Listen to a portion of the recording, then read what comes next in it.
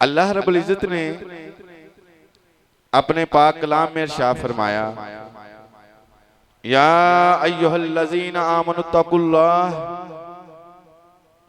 ऐ ईमान वाले लोगों अल्लाह से डर जाओ। वल तंजुर नफ्सुम मा कद्दमत लिगद, और हर जान हर फर्द इस बात को देखे कि कल क़यामत के लिए वो क्या कमाई कर रहा है, उसने कल क़यामत के लिए आगे क्या खैर भेजी है। वत्तकुल्लाह, अल्लाह रब्बुल इज्जत ने इस आयत में तकरार के साथ फरमाया कि अल्लाह से डरते रहो। ये अपने गिरेबान में जानकर अपना मुहासबा तभी हो सकता है जब तुम्हारे दिल में रब का डर होगा, वरना इंसान की उंगल सिर्फ दूसरी तरफ उंगली जाएगी।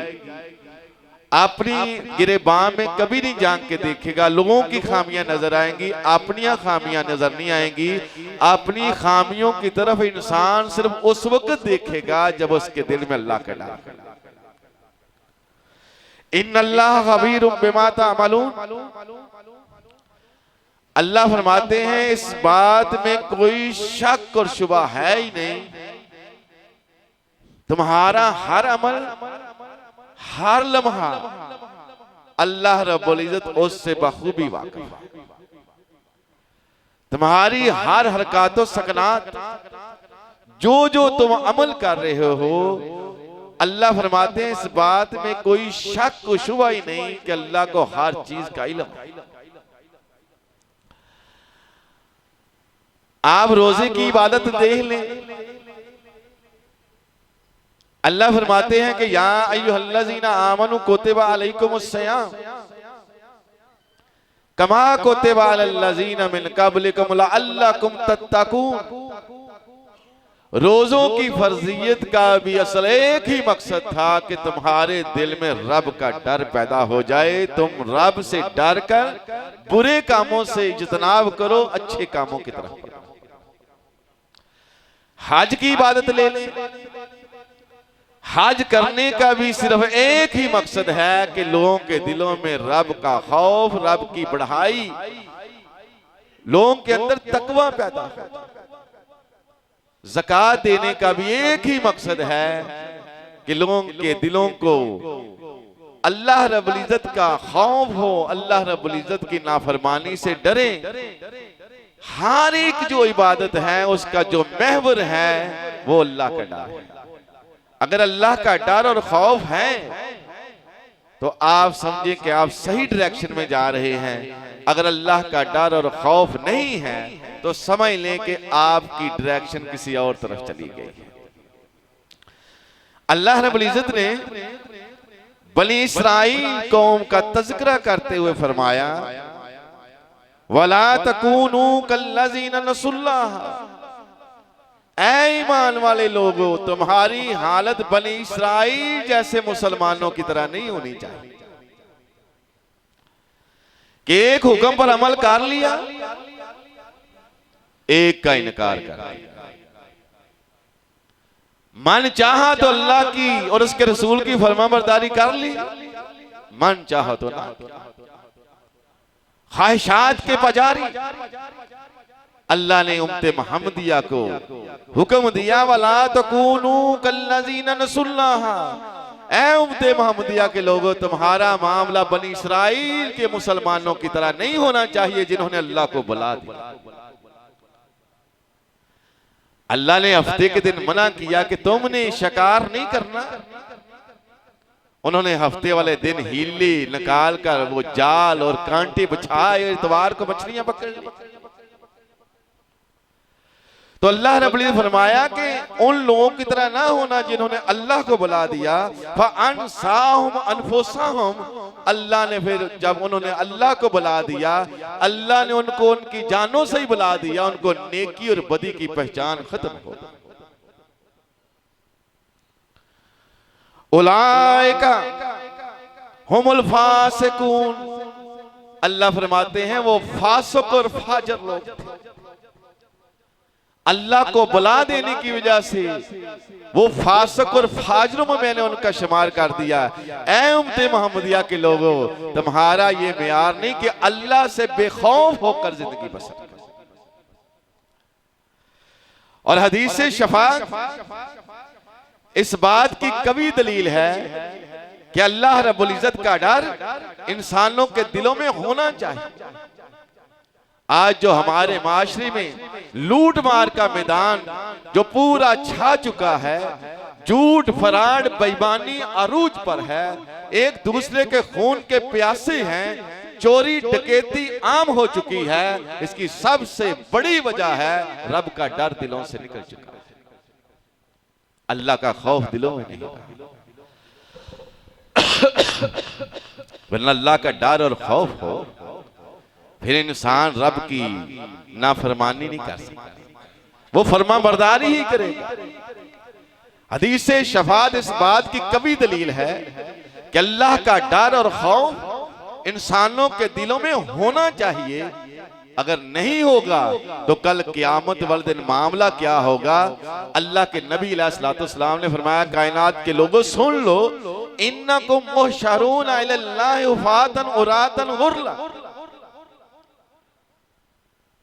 कायनात के लोगों, अल्लाह के हुजूर तुम्हें इस तरह खड़ा किया जाएगा, तुम्हारे जिस्मों के ऊपर कोई कपड़ा नहीं होगा, पाँव में कोई जूता नहीं होगा, बगैर खतना किए हुए जिस तरह माँ के पेट से निकलते हो इस तरह तुम अल्लाह के हुजूर खड़े किया जाओगे।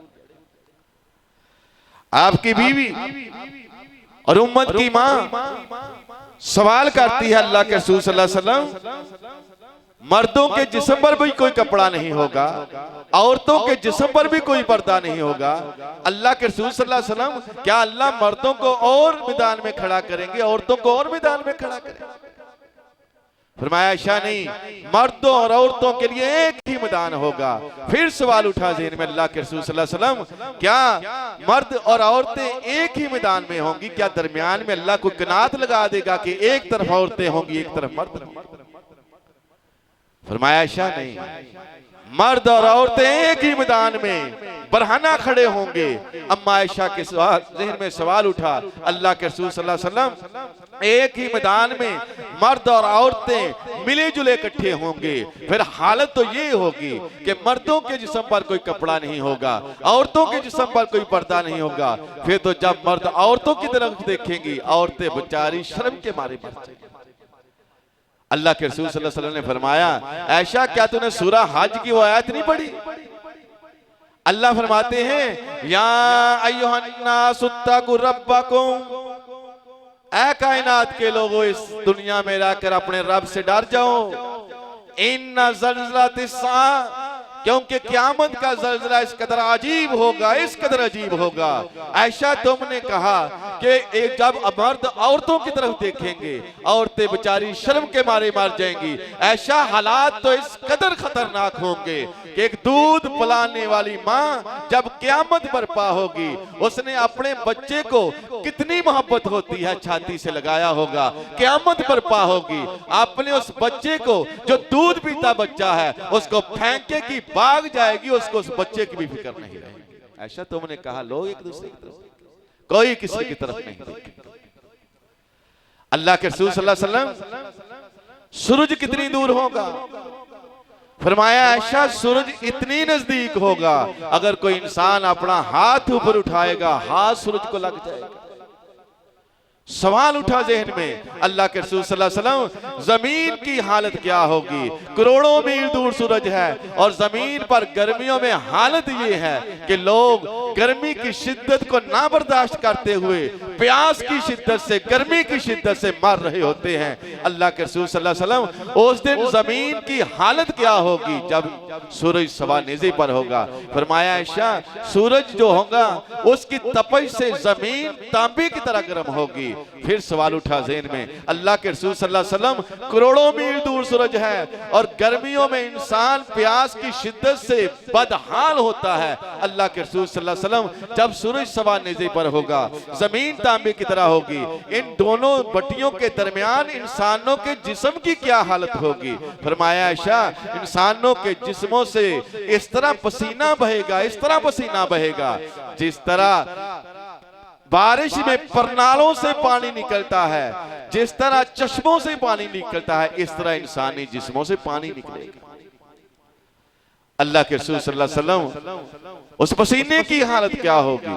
फरमाया आयशा, पसीना इस कदर गर्म होगा, इस तरह उबलता होगा जिस तरह आग पर कड़ाही में तेल उबलता है, इस तरह उबलता होगा। अल्लाह की कसम, जिनको यकीन था, जिनके दिलों में अल्लाह की खशियत भरी हुई थी, जिनके दिलों में रब का खौफ था, ज़ैनुल आबिदीन के बारे में आता है, हज की तैयारी की है, हज के लिए जा रहे हैं। अब जब हज के लिए जा रहे हैं, तलबिया का वक्त है, लब्बैक अल्लाहुम्मा लब्बैक कहने की बारी आती है। इमाम ज़ैनुल आबिदीन खामोश हैं, ये तलबिया नहीं कह रहे, बड़े हैरत में पड़े हुए हैं, परेशान हैं। साथ जो गुलाम होते हैं वो कहते हैं, इमाम साहब तलबिये का वक्त है, आप लब्बैक अल्लाहुम्मा लब्बैक क्यों नहीं कह रहे, क्यों नहीं कह रहे कि लब्बैक अल्लाहुम्मा लब्बैक। इमाम ज़ैनुल आबिदीन कहते हैं, मेरी हिम्मत नहीं पड़ रही कि मैं ये तलबिया कहूँ कि अल्लाह मैं हाजिर हूँ। कहीं ऐसा ना हो कि मैं कहूँ अल्लाह मैं हाजिर हूँ, अल्लाह की तरफ से आवाज आ जाए कि ला लब्बैका, ला लब्बैका, तेरी हाजिरी कबूल नहीं, तेरी हाजिरी कबूल नहीं। मैं इस डर की वजह से ये अल्फाज कह ही नहीं पा रहा कि अल्लाह मैं हाजिर हूँ, मैं इस खौफ की वजह से कि कहीं मेरा अल्लाह आगे से ये ना कह दे कि तेरी हाजिरी कोई कबूल नहीं। ये था खौफ। इमामों ने कहा, उन्होंने कहा इमाम साहब कहना तो पड़ेगा, ये जगह ऐसी है, मकाम ऐसा है, हुक्म है, आपको कहना पड़ेगा। उन्होंने अपनी पूरी ताकत को जमा करते हुए कहा लब्बैक अल्लाहुम्मा लब्बैक। ये अल्फाज मुंह से निकले ही हुए थे, गश खाकर बेहोश होकर गिर पड़े। मुफस्सिरीन ने लिखा कि इमाम ज़ैनुल आबिदीन बेहोश होकर गिरने वाले, पूरा दिन बेहोश रहे। जब रात का आखिरी पहर था, होश में आया। लोगों ने क्या देखा, एक आदमी क्या देखता है मजमे में कि एक नौजवान वो गुलाब को पकड़े हुए कह रहा है, ऐ अल्लाह मेरे गुनाह जो हैं वो जमीन पर जितने इंसान हैं उन इंसानों से बढ़कर मेरे गुनाह हैं। ऐ अल्लाह मेरे गुनाह जितने दरख्त हैं उनके पत्तों से भी ज्यादा हैं। ऐ अल्लाह मेरे गुनाह इतने हैं जितना जमीन के जर्रात हैं। ऐ अल्लाह मेरे इतने गुनाह हैं, अल्लाह तो मुझे कैसे बख्शेगा।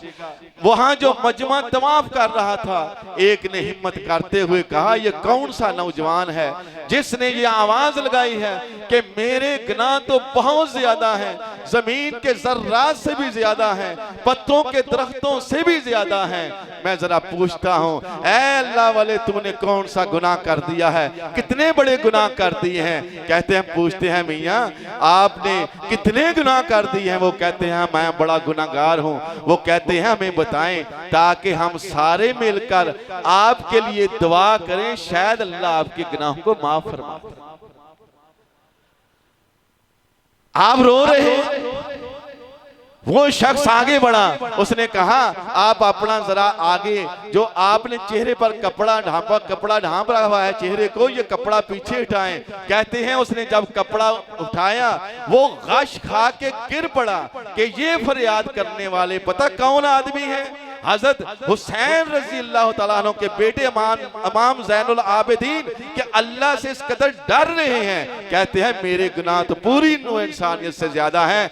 आज हम एक दो नमाज पढ़ के छोटा सा मामला करके अल्लाह की कसम अकड़ अकड़ के दुआएं देते हैं, हमसे बड़ा नेक आदमी नहीं। अल्लाह की कसम अल्लाह से डरने वाले इतनी नेकियां करने के बावजूद अल्लाह की खशियत से इस कदर डरते हैं कि उनका मामला ये होता है।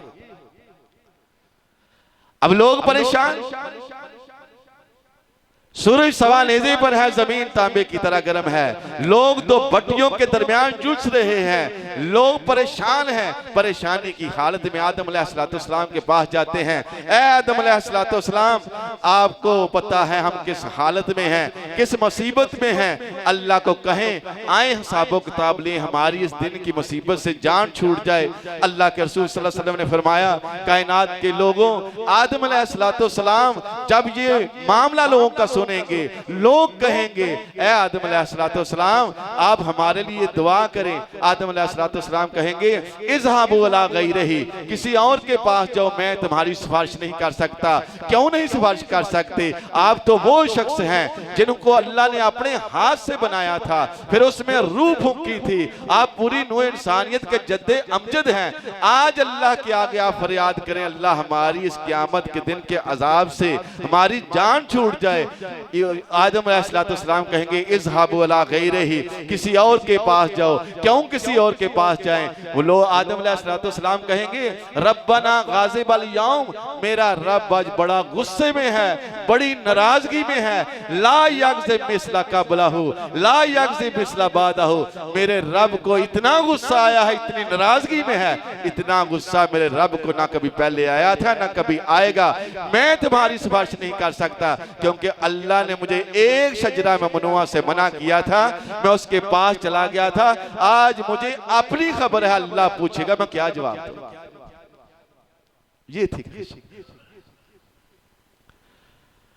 लोग कहेंगे किसके पास जाएं? नूह अलैहिस्सलाम के पास चले जाएं।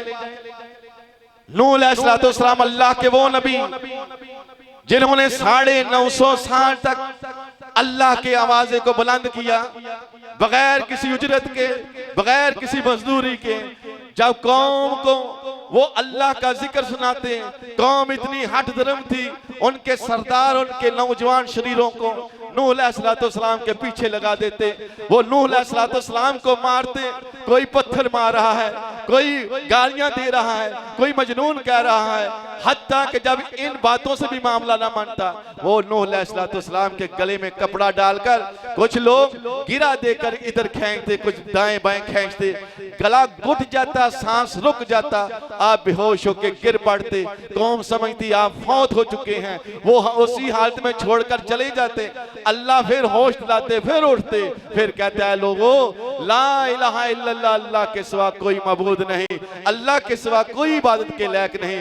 नूह अलैहिस्सलाम अल्लाह के रसूल हैं। कौम फिर तंग करती। इस तरह 950 साल तक अल्लाह के आवाज़े को बुलंद किया। वो नूह अलैहिस्सलाम कहेंगे मैं तुम्हारी सिफारिश नहीं कर सकता। क्यों सिफारिश नहीं कर सकता? वो कहते हैं अल्लाह रब्बुल इज्जत ने मुझे अपने बेटे के बारे में झिड़क दी थी, मुझे आज अपनी फिक्र है, मैंने अपने बेटे के लिए दुआ की थी। अल्लाह मुझसे पूछेगा क्यों की थी, मैं क्या जवाब दूंगा? जब मुझे पता है मैं खुद खताकार हूं, मैं तुम्हारी किस तरह सिफारिश कर सकता?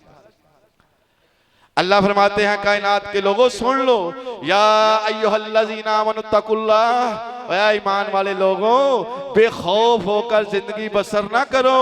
अल्लाह का खौफ रखते हुए इस दुनिया में पल पल के मामलात में अल्लाह को नजरअंदाज ना करो। अल्लाह की बड़ाई जानते हुए अल्लाह के मामलात को, अल्लाह की बड़ाई को सामने रखते हुए जिंदगी बसर करो। अल्लाह से डरते हुए जिंदगी बसर करो। लोग एक एक नबी अपनी एक एक कोताही को सामने रखते हुए आखिर में नबी अलैहिस्सलाम के पास जाएंगे। नबी अलैहिस्सलाम सजदे में गिर जाएंगे। अल्लाह रब्बुल इज्जत जितनी देर चाहेंगे वो आप अलैहिस्सलाम अल्लाह की बड़ाई करते रहेंगे। अल्लाह रब्बुल इज्जत जब चाहेंगे उठाएंगे। अल्लाह फरमाएंगे ऐ नबी अलैहिस्सलाम आप मांगे जो मांगेंगे अता कर दिया जाएगा। तो अल्लाह रब्बुल इज्जत ने फरमाया कायनात के लोगों सुन लो, अल्लाह से डरते, अल्लाह का खौफ तुम्हारे दिलों में होना चाहिए। अगर अल्लाह का खौफ नहीं, अल्लाह की कसम, फिर इंसान ऐसे अमाल कर ही नहीं सकता जिससे इंसान कुर्बानी देने का जज्बा पैदा। आज हमारे जो हालत है कि रोज बरोज कत्लो गारत बढ़ रही है, एक दूसरे के माल को खाने के लिए बढ़ चढ़ के हम कोशिश और दौड़ लगा रहे हैं। इसकी सबसे बड़ी वजह यह है कि आज हमारे खुतबा, हमारे नात खां हमें बारहा ये बात बतलाते हैं। क्या कहते हैं? कहते हैं दोज़ख में मैं क्या, मेरा साया भी दोज़ख में ले जाएगा। जब ऐसी ऐसी बातें होंगी, अल्लाह की कसम अल्लाह का खौफ दिलों से जाता रहेगा। हम यही कहते हैं ना कि उम्मते मोहम्मदिया हैं, ला इलाहा इल्लल्लाह पढ़ लिया, अब हम जन्नत में जा ही नहीं सकते, जन्नत हमारे लिए वाजिब है। अल्लाह की कसम इस कायनात में 10 लोगों के अलावा जिनको नबी अलैहिस्सलाम ने खुशखबरी दी दुनिया में, अशरा मुबशरा, इनके अलावा कायनात में कोई हतमी तौर पर नहीं कह सकता कि फलां भी अल्लाह की यहाँ जन्नती है। जब सहाबा इकराम के मामले में अशरा मुबशरा के अलावा यकीनी तौर पर नहीं कोई कह सकता, तो आज के दौर में आम इंसान के लिए कैसे कहा जा सकता है कि ये जन्नती है, जन्नत की फ्रंट सीटों में बैठेगा। अल्लाह की कसम जिनको जन्नतों की बशारत अल्लाह के नबी ने बारहा दी, उनकी खुशियत का आलम यह था कि नबी अलैहिस्सलाम के जो दमाद हैं हजरत उस्मान रज़ी अल्लाह तआला अन्हु, ये इस कायनात में, पूरी कायनात में जब से आदम अलैहिस्सलाम पैदा हुए हैं और आखिरी क़यामत तक जो जितने भी नबी आए हैं, हजरत मोहम्मद सल्लल्लाहु अलैहि वसल्लम तक जितने भी लोग आए हैं, कोई एक ऐसा मर्द नहीं गुजरा जिसकी 2 शादियां नबी की एक बेटी से हुई हों। हजरत उस्मान गनी रज़ी अल्लाह तआला अन्हु वो इंसान हैं जिन्हों की 2 शादियां हुई आप अलैहिस्सलाम की बेटियों से। इन्हें इसलिए ज़ुन्नुरैन कहा जाता है, इनकी 2 शादियां हुई थी आप अलैहिस्सलाम की 2 बेटियों से। अल्लाह के रसूल सल्लल्लाहु अलैहि वसल्लम का ये सहाबी जिनको अल्लाह के नबी ने एक ही मकाम पर खड़े होकर 3 दफा कहा आसमान जन्नती है, आसमान जन्नती है, आसमान जन्नती है, जन्नत की बशारत पा लेने के बावजूद इनकी हालत ये होती थी। रास्ते में जा रहे हैं, देखा कि गड़ा है, कोई खाई है, उधर बैठकर रोने लग पड़ते हैं। लोगों ने पूछा आसमान क्या बात है, आप जब भी कोई गड़ा देखते हैं आप रोना शुरू कर देते हैं, इस कदर रोते हैं जिस तरह छोटा बच्चा बिलकता हुआ रोता है। आसमान क्या वजह है? कहते हैं उस्मान गनी रज़ी अल्लाह तआला अन्हु कहते हैं जब भी मैं कोई गड़ा देखता हूं मुझे कब्र याद आ जाती है। कब्र इसलिए याद आ जाती है, रोता इसलिए हूं, जब मैदान महशर में होगा, पूरी कायनात होगी, एक दूसरे को देखकर तसल्ली दिल को पा लूंगा, लेकिन कब्र में जब मैं अकेला होऊंगा वहां मैं किसको देख के तसल्ली पाऊंगा? वहां के मुझे सांप और बिच्छू याद आ जाते हैं, इसलिए जब भी मैं किसी गड़े को देखता हूं मुझे कब्र फौरन याद आ जाती है, मैं उसी वक्त रोना शुरू कर देता हूं। ये है अल्लाह की, ये है अल्लाह रब्बुल इज्जत का खौफ। अगर अल्लाह का खौफ, अल्लाह की कसम अपने हमारे ज़हनों में ना हो, फिर जिस तरह का मामला आज हमारे यहाँ बन चुका है फिर इसी तरह का हो। अल्लाह के रसूल सल्लल्लाहु अलैहि वसल्लम ने फरमाया कायनात के लोगों, अल्लाह रब्बुल इज्जत 2 अमन और 2 खौफ किसी भी शख्स में नहीं मिलाएगा।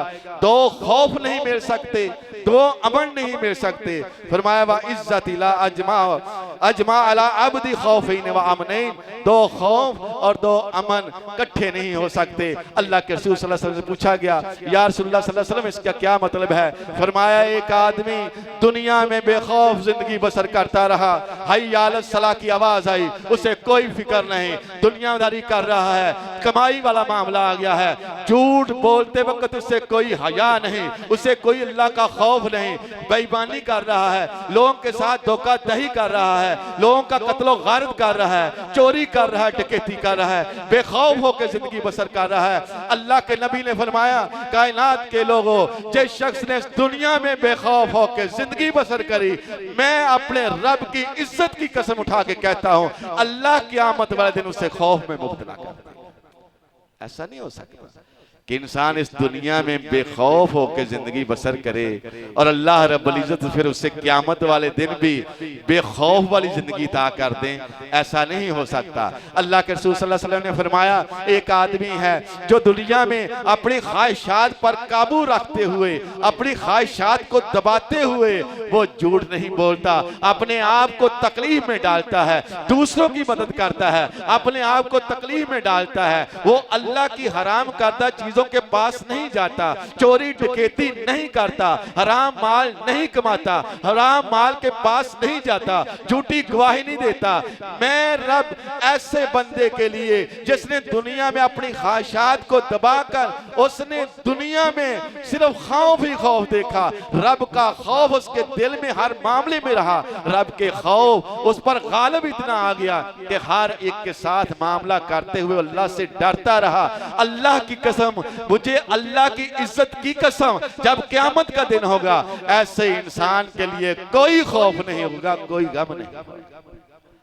बंदा कहे कि मैं दुनिया में भी बेखौफ जिंदगी बसर करूं, आखिरत में भी मुझे कोई खौफ ना हो, ऐसा नहीं हो सकता। इसलिए अल्लाह के रसूल सल्लल्लाहु अलैहि वसल्लम ने फरमाया, कायनात के लोगों सुन लो, अल्लाह दो खौफ और दो अमन किसी पर जमा नहीं करेगा। दुनिया में खौफ अगर रब का है, आखिरत में अल्लाह बेखौफ कर देगा। दुनिया में अगर न डर है, वो अल्लाह के अलावा सबसे डरता है, अल्लाह से नहीं डरता, उस दिन अल्लाह डराएगा। अल्लाह की कसम, उलमाए किराम ने एक हक़ीक़त बतलाई है, मैं आपको बतलाना चाहता हूँ ताकि मजीद बात समझ में आ जाए कि इस दुनिया में रहकर रब का खौफ दिल में होना चाहिए। आज हमारे मुल्क का जो दस्तूर है वो क्या है?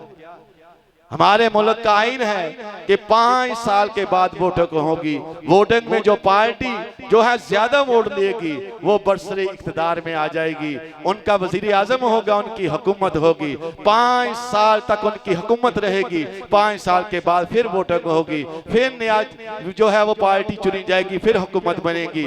इसी तरह जिस तरह पाकिस्तान में 5 साल के लिए वोटिंग का तरीका है, कोई पार्टी बरसरे इख्तिदार में आती है, वो मुल्क पर हुकूमत करती है। कहते हैं पिछले जमानों में एक ऐसी कौम थी जो हर 5 साल के बाद अपने में एक बादशाह मुंतखब करती।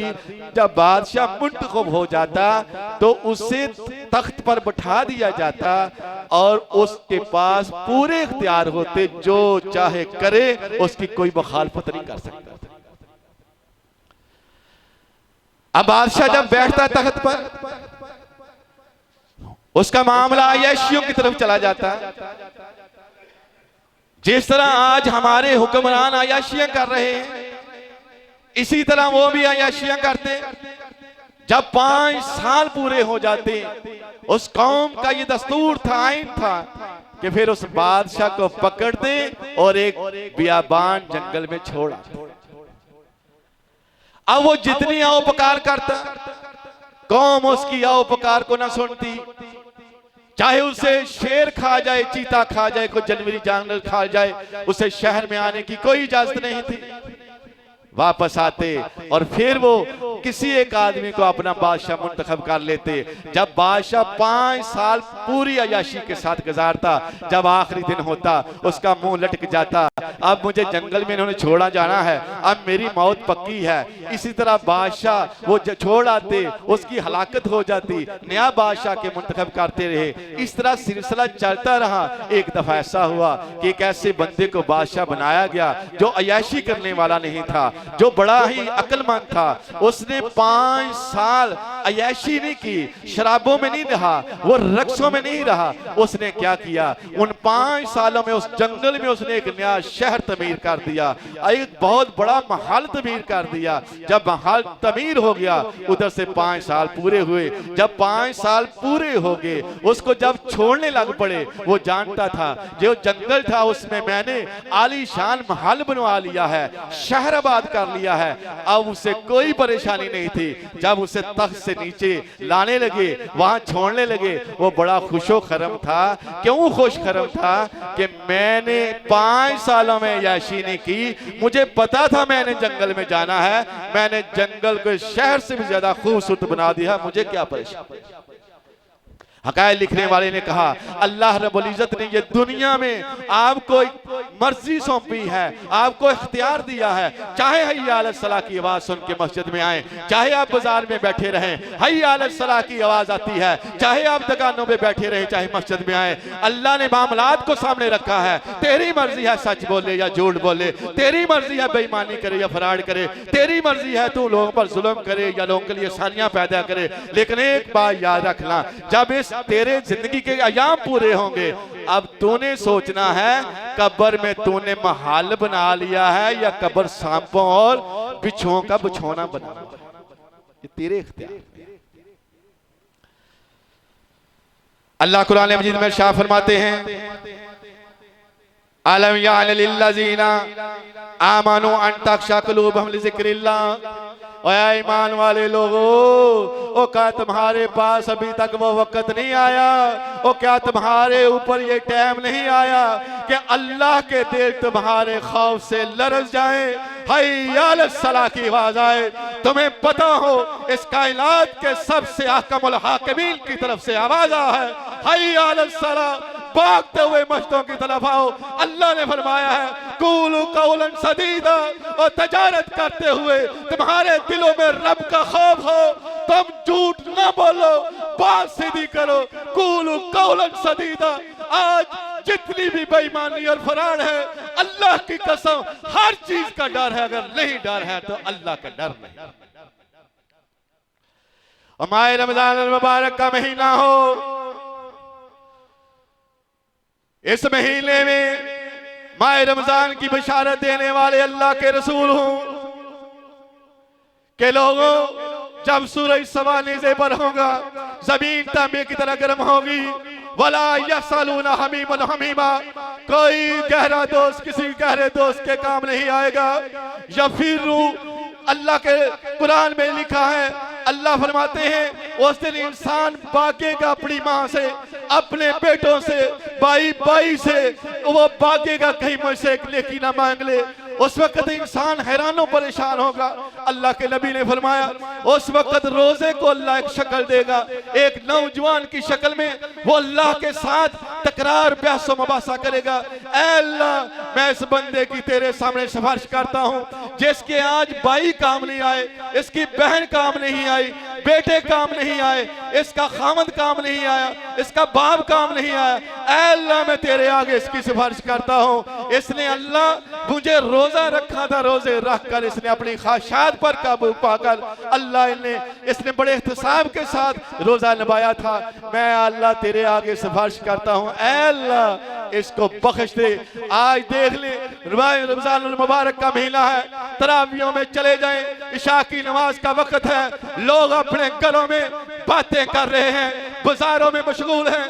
अल्लाह के नबी ने फरमाया एक फर्ज का सवाब 70 फर्जों के बराबर है। आने के लिए लोग तैयार ही नहीं, एक ही वजह है, हर चीज का डर है, नहीं डर है तो रब का डर नहीं है। आप जोहर के वक्त चले जाएं, लोग अपने कामों में मसरूफ हैं, असर के वक्त चले जाएं, लोग अपने कामों में मसरूफ हैं, मगरिब के वक्त चले जाएं, लोग कामों में मसरूफ हैं। बतलाओ आज माह रमजान मुबारक का महीना होने के बावजूद तरावियों में तादाद नहीं, नमाजों में तादाद नहीं, रमजान गैर रमजान में कोई फर्क नहीं। बतलाओ रब का खौफ कहां है?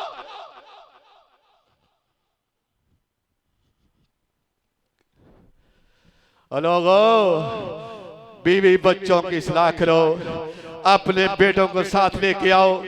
नबी अलैहिस्सलाम के ये फरमान कहाँ लेके जाएंगे? ये हमारे नबी अलैहिस्सलाम के फरमान है। मौलवियों की बातों में आकर कहते हो हम तो क्या, हमारा साया भी जहन्नम में नहीं जाएगा। मेरे नबी अलैहिस्सलाम ने फरमाया कायनात के लोगों, माँ बाप का नाफरमान जन्नत में नहीं जाएगा। अल्लाह के नबी ने फरमाया मिलावट करने वाला हम में से है ही नहीं। मेरे नबी अलैहिस्सलाम ने फरमाया झूठ फराड बेईमानी करने वाला मुसलमान नहीं हो सकता।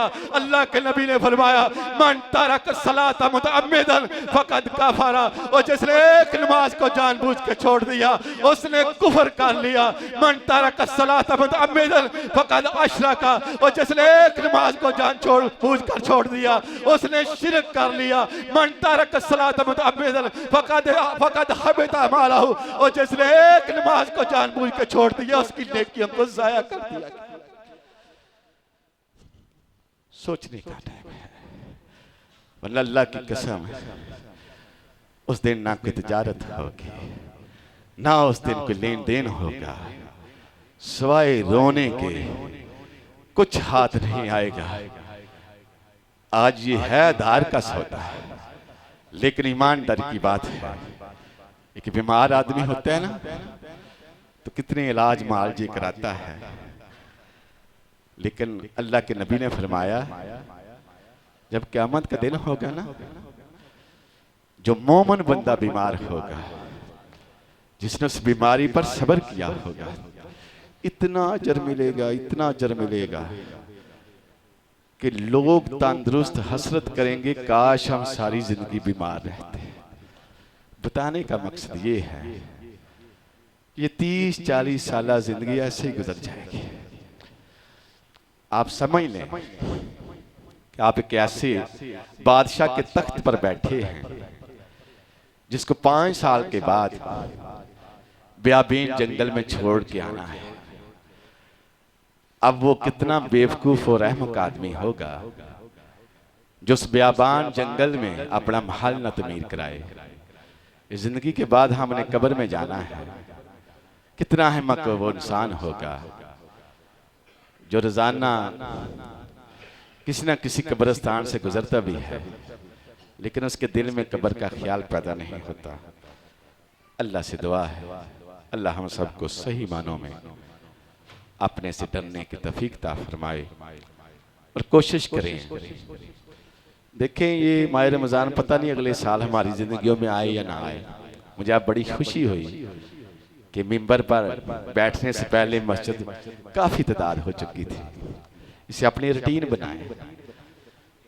हम सिर्फ इसलिए कहते हैं कि मुसलमान दूसरे मुसलमान का खैर खा होना चाहिए, उसकी कोशिश हो कि इसी तरीके ये जहन्नम से बच जाए, अपने आप को भी बचाए, दूसरों को भी बचाए। जो शख्स माह रमज़ान के अलावा, माह रमज़ान में तो नेकियां बहुत बढ़ जाती हैं, जो शख्स जुम्मतुल मुबारक का खुतबा इमाम के मिंबर पर बैठने से पहले मस्जिद में दाखिल हो जाए, अल्लाह के नबी ने फरमाया एक एक कदम पर 1-1 साल के रोजे और नमाजों का सवाब लिखा जाता है, कुर्बानियों का सवाब लेता है। अब रमजान में ये ज़रूर 70 से दी जाती है। अब देखिए माह रमजान मुबारक में मस्जिद में इमाम के मिंबर पर बैठने से पहले मस्जिद में आना, 1-1 कदम पर 70-70 साल के रोजों का सवाब और नमाजों का सवाब लिखा जाता है। तो कोशिश करें कि लाज़िम है। सहाबा किराम जब ये बातें सुनते थे ना तो इतना उनको यकीन था कि एक सहाबी ना दूसरी मंजिल पे रहता था, तो जब वो नीचे उतर रहा है ना तो छोटे छोटे कदम बना के उतर रहा है। मसलन बंदा कदम उठाता है, एक कदम, तो वो एक कदम उठाने के बजाय 3 कदमों में वो फैसला अदा करता है। तो साथ दूसरे सहाबी ने पूछा कि आप ऐसा क्यों कर रहे हैं? उन्होंने कहा मैंने नबी से सुना है कि मस्जिद की तरफ बढ़ने वाले कदम पर अल्लाह 1-1 नेकी लिखता है और 1-1 गुनाह माफ करता है। मैं चाहता हूं कि मेरे मस्जिद तक जाने तक मेरे कदम ज्यादा तादाद में हो जाए। ये यकीन था, बा यकीन की है। अल्लाह हम सबको यकीन करने की तौफीक अता फरमाए।